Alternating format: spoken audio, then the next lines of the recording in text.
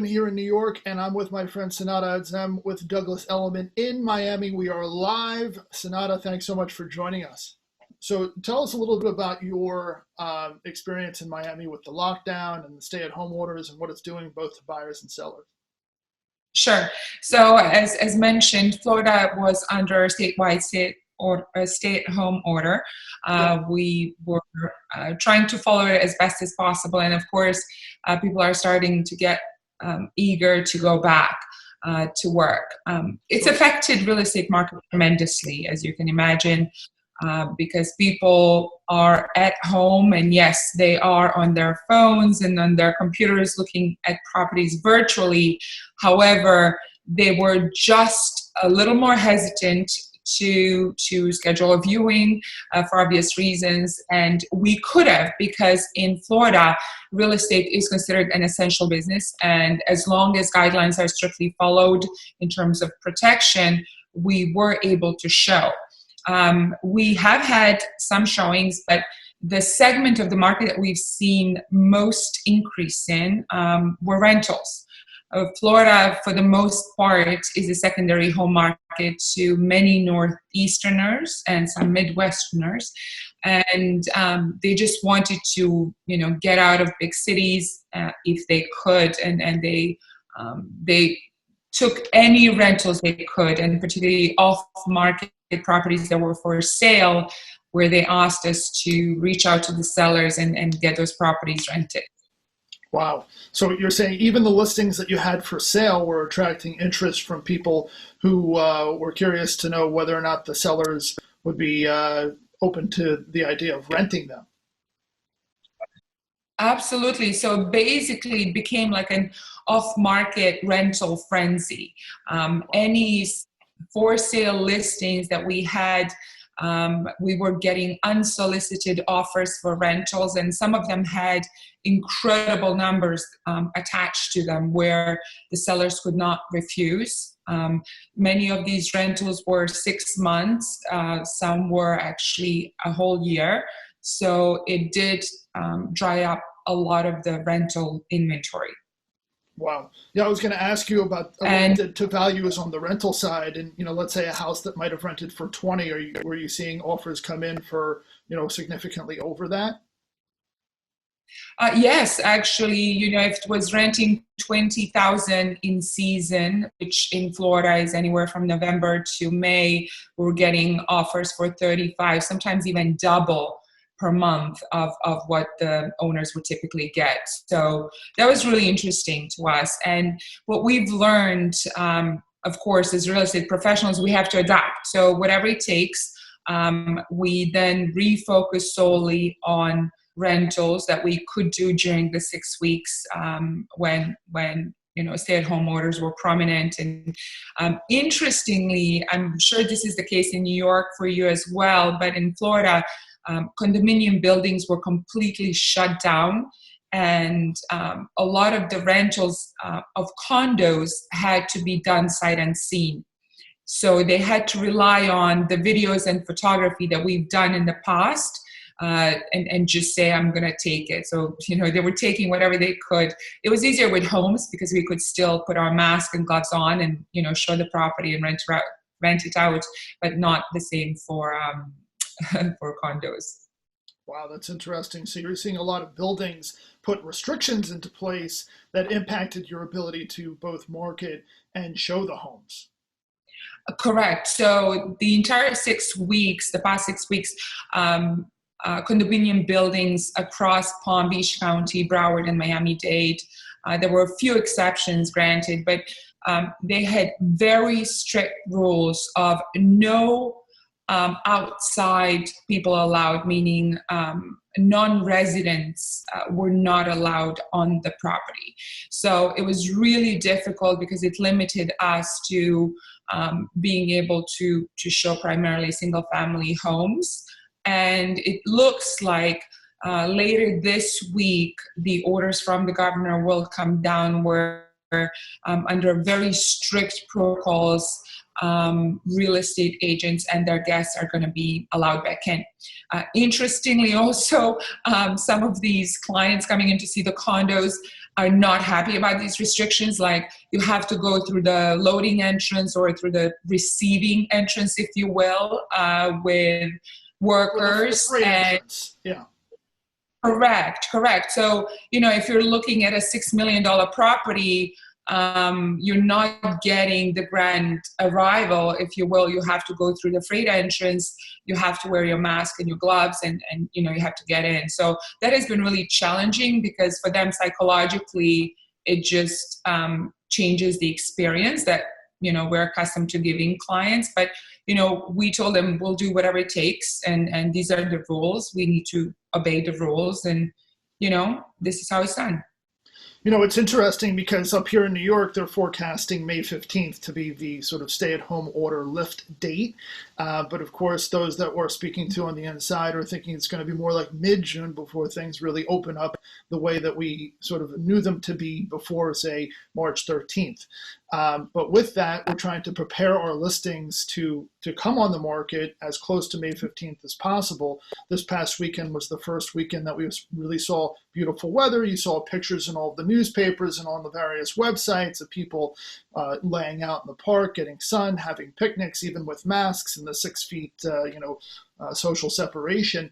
But we're really starting to see interest pick up over the last couple of weeks in listings in terms of online inquiries. And I think that we're going to see more and more of that with people saying, okay, let's go and take a look at this apartment. Not so much as far as open houses, but we're trying to get into these listings to take pictures, to do video tours, even in non-doorman buildings, small little walk-up buildings in the East Village. The buildings are saying, no, we're really taking this very seriously, and check back with us. We're not saying, okay, you can schedule after May 15th, but check back with us on May 15th to see if we're comfortable enough to let photographers in, to let floor plan people in. So there are a couple of listings that are sort of in this in-between stage where we have them signed up, but we don't yet have the photos and the collateral, so it's a little frustrating. So down in Miami, where you see these residents that have to go through the freight entrance or the loading docks, and of course I've heard that the amenities aren't open. Right. What are you seeing as far as people interested in actually listing their homes? Are you seeing an uptick? Are you seeing it sort of normal year over year? Or are you seeing people just sort of ratcheting down the hatchets and staying put? Mm-hmm. I do see an uptick in both clients who are considering listing their homes, and also this past week we had 5 showings on single-family homes that are in excess of $10 million. So we feel very strongly, as the confidence returns, that people can start slowly resuming with sort of their daily lives, that they can go out there and see property. So we're actually starting to see the uptick on that. Very importantly, we are seeing calls from potential listing clients.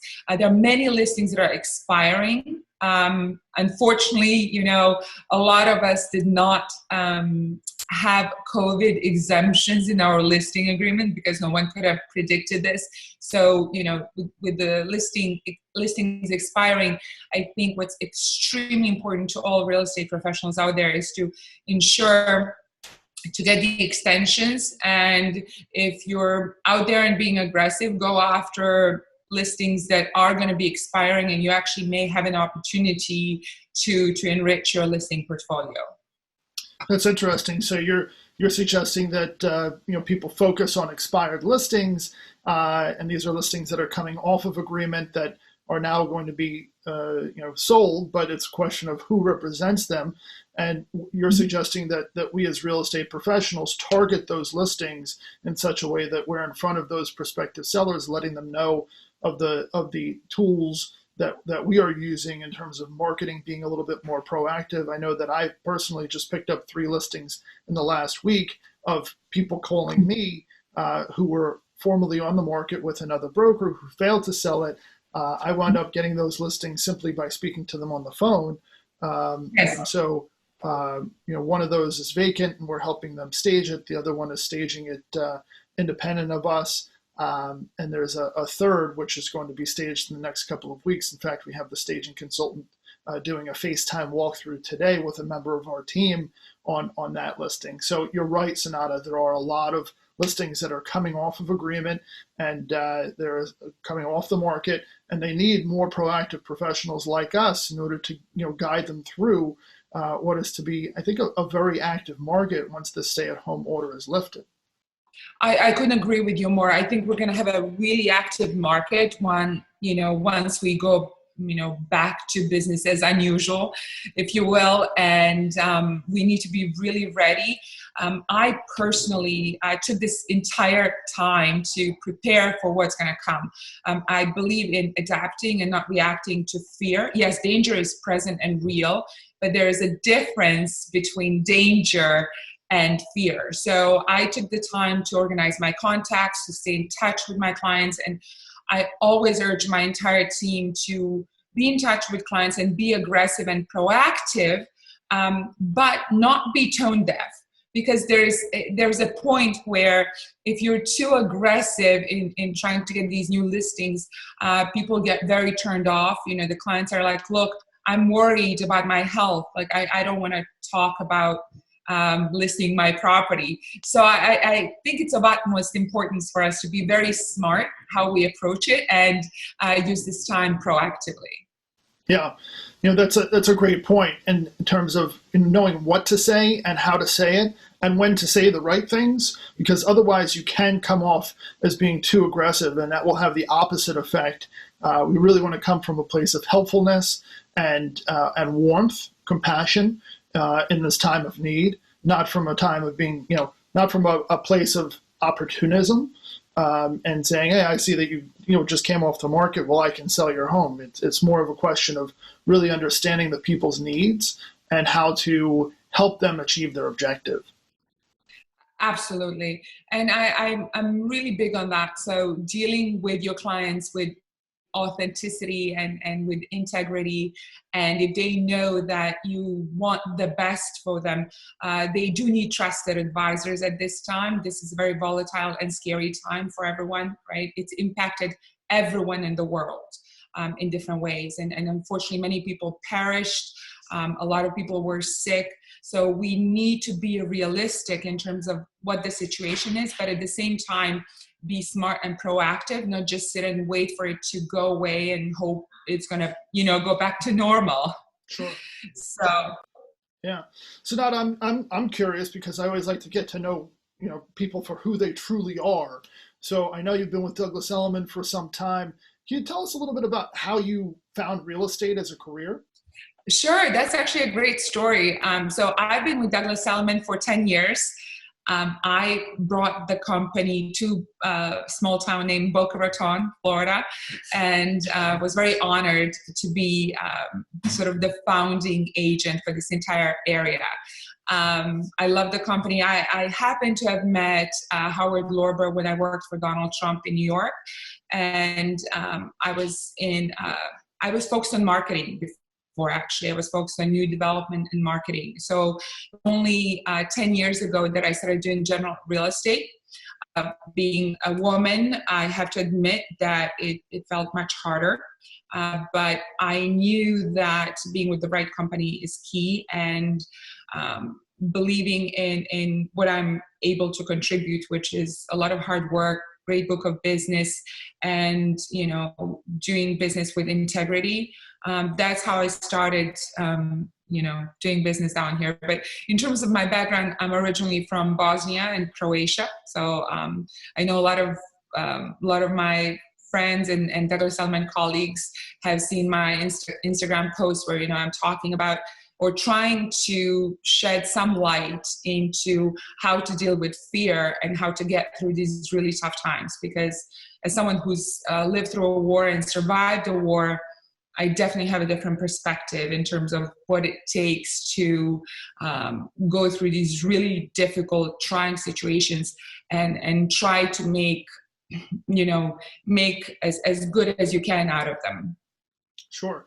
That makes a lot of sense given your background in Croatia and then coming to the States. I actually have a member of my team who's also Croatian, and he definitely brings a unique perspective. That's a colleague of mine, Marko Druzetec, who's a top performing valued team member of mine. So you and Marco should get together sometime and celebrate your roots. Absolutely. So, Absolutely. so Nada, when you were working in New York doing marketing and new development, what were you doing before that? I was in finance before that. So my focus was international business in both undergrad and graduate school. So I came from finance background. I worked in New York for a venture capital firm and then went over to work on several Trump international projects with focus on marketing. So I took a lot of that finance and marketing, backgrounds and put it all together and came up with my own unique approach. I just have really high goals. I do a lot of self-development. I have, because of also my unique background, I compete against myself, basically. I set very high standards for myself and, try to do the best I can. Sure, I can imagine. Do you have any sort of daily routine that you do? Any, Tom Ferry is very into taking your meds. It's meditation, education, diet. No, medication. No, it's meditation, exercise, diet, and sleep. Do any of those rank of any importance for you? For me, exercise is a must, whatever that looks like. And I do priming, which is really similar to meditation. It's a Tony Robbins Advent, which I love. It's a gratitude exercise that I do every morning. It really sets you up to handle everything that comes your way in a day, but gets you into this very grounded state where when you go with gratitude, I believe in this, there's no space for fear. When you come from a space of abundance, the way you really relate to your clients, the way you relate to colleagues and people in general, the way you relate to yourself is really profound. So I'm a big believer in grounding yourself in gratitude first, and then starting your day that way. And how is that different from, say, daily affirmations? Slightly different because this is more about, yogic breathing to set yourself up, and then really about gratitude, understanding what you're grateful for, little things or big things, and then thinking what are the things you want to accomplish, and they can be imagining yourself that you already have accomplished them. So it's, in my mind, really powerful because it takes you from that meditative state to a really focused, inspired state. So that, when I start with my work, I'm able to understand what I want to accomplish and focus on the things that are most important first. My biggest, difficulty and challenge as a real estate professional, particularly when I was starting out, was time management. We were not attorneys who get paid by the hour. We get called by so many clients who want our opinions and thoughts, and they want our time. And I would just get dragged in a multitude of directions. So once I refocused and started seeing what I do as a business, I'm running it as a big business. I have to consider many different aspects of a business. It really helped me keep focused and understand how to take it to a whole different level. Sure. I love that you're actually envisioning it not only happening, but that it's already happened. So you're not just envisioning sort of the runway up to how to achieve the goal, but you actually start to live life as if you already have the goal in hand. It's yours. Now what do you do with it? Correct. It's really a brilliant kind of psychological concept where when you have a flood of emotions of feeling like you already accomplished, you already know what it looks like, then when you set about doing it, it's like, come on, like this is easy. So to me, it's all about managing my emotions. And very importantly, during the past 6 weeks, it was extraordinarily important for me to manage what I let into my little mind space, right? So I was cautious how much television I watch and all the fear-based aspect of managing the coronavirus. So I really was very protective of my mind space and selective of what I let in and the people's thoughts that I let in. So I think it helped me tremendously to deal with this in a more empowering way. Yeah, that's incredible, especially at a time like this where there's so much fear surrounding us. Every time we turn on the TV or open up a newspaper or an app, there's another, frightening headline, and it can really make you want to go, live under a rock and not come out until, the sky is clear. When in reality, if we flip it and we look at it in terms of, the positive, and how do we deliver a positive message, and how do we manifest that positive emotion? Positivity attracts positivity, and so you're going to come out of this in a much better place than if you live these last 6 or 8 weeks in a place of negativity and fear. Correct. You can't make any good decisions in your life when you're grounded and based in fear, right? So you have to change your state, and you have to approach it from a different perspective. So for me, it was really important to acknowledge the situation, the reality of the fact that many people are dying, and this is very dangerous. And then separate what my reaction is, which is for all of us ends up being fear, right? So I want to manage my fear, which I could, again, because I lived through a war. So it's a very severe situation that was frankly much worse than what we've experienced in the past 6 weeks. And so I sort of managed my fear, and then decided to be very strategic in terms of how I want to view this. So for my team and I, it was really important to find a way to be of contribution. How do we go and be out there for our community and clients and friends, but stay safe, right? I didn't want to put anyone in danger. So one thing that we did, I have to share with you, actually, I have one here, or a few. I called my family and friends in Croatia and Bosnia, and we commissioned them to make hundreds of children's masks. There you go. Wow. Yeah, and they're like with cute little, kids' designs and blue and pink and whatever. So we felt that's a cool way to contribute and gift these to our friends and clients and people we care about, and make, contribute in a humble way that we can. And those are from back home? They sent Yes, so these were handmade in Croatia and Bosnia. We found people who could do, and there's actually a non-for-profit there where it's run by parents of disabled children. So we sent them money and gave them specifications. We wanted, for instance, very high quality washable children's masks of certain dimensions with, designs, and they did them for us. So I honestly, I'm really humbled, and I'm really proud of this, because now when we give these to certain families, they're just so overwhelmed and really grateful. It's like giving them diamonds. It's truly. And how did you find the families that were in need of these masks?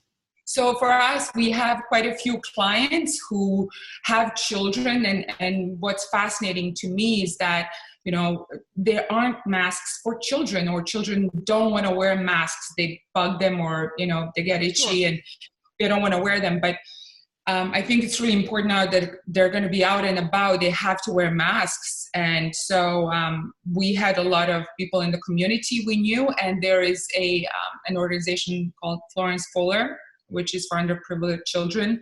So we wanted to contribute some to them as well. So that's what we did. That's awesome. Love that. And so, Senada, given that you've done so much to help your team through this time and the community going forward, where do you see the market as a whole? Let's say in the next 3 to 6 months. I mean, do you think we think it's going to be active, but do you think that buyers are going to be coming in with these arbitrarily low numbers, or are they going to say, okay, it's time to be active again, and the market was, where it was when we left off in early March. So therefore, we're just going to pick it up from where we left off.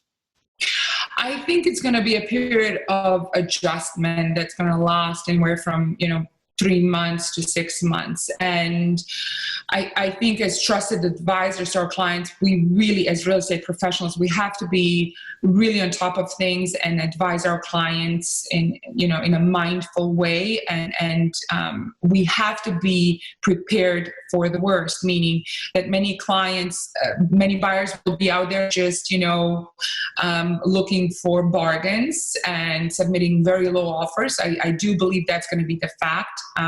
In fact, we have some clients who said that they're putting together opportunistic funds for distressed properties, be it commercial or residential. So we know that's going to be the case.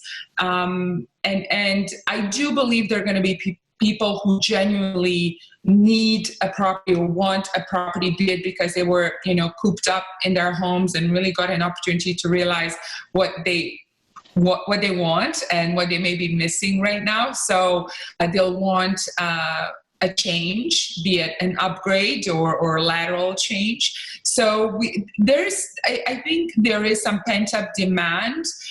It's just that it has to crystallize in terms of psychological mindset of a lot of the people. If the buyers want the quote-unquote Corona discount, or, if they're going to be fair in their expectations of where the values are going to be. But I think that's the biggest question. I think people are out there. I do believe there's pent-up demand. I think there's going to be shift from some, let's say, really dense urban areas to just slightly less dense areas because of consequences of COVID. So there's going to be movement. And so we'll see. We just need to know how to manage it and how to manage our clients' expectations. Sure. I think that you pinned the nail right on the head when you said expectations, because there's going to be expectations when things open up that people are going to be able to get these discounts. And the sellers are going to have expectations that we're not forced sellers. We'd like to sell. We have specific reasons why we'd like to sell. Those reasons were in place before the lockdown went into effect. They're still there. If you'd like to buy it, this is the value. I'm happy to listen to reasonable offers, but it's the expectations that we need to help people understand going forward. Correct. It's all about expectations management right now. Being really knowledgeable about the market trends and what's going on out there, and then truly in communication with the clients and managing their expectations. In that, the sellers, we've already informed our sellers, the showings out there, we're going to bring you a lot of people, but we're going to have a tough time managing where they come in. So don't get offended if you get a very low offer, because an offer is better than no offer at the end of the day, right? Sure. And you'll have an opportunity and a chance to decline that offer if you wish, and of course, most importantly, negotiate on an offer.